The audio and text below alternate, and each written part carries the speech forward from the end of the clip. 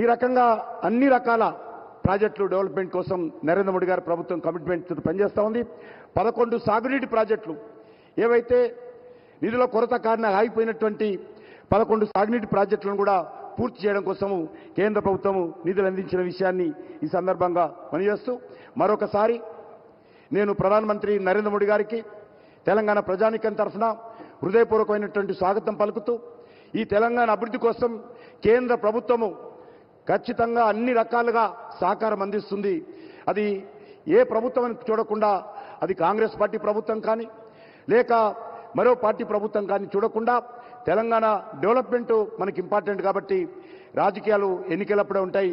ఎన్నికల తర్వాత అందరము ఈ యొక్క దేశం అభివృద్ధి కోసం, ఈ రాష్ట్ర అభివృద్ధి కోసం ప్రజలకు సౌకర్యాలు కలిగించే దిశలో అందరం కలిసికట్టుగా ఈ రాష్ట్రానికి, దేశానికి, దేశంలో ఉన్నటువంటి ప్రజలకు మేలు చేయాల్సిన బాధ్యత మనమందరిపైన ఉన్నదని ఈ సందర్భంగా మనవి చేస్తూ సెలవు తీసుకుంటున్నాను.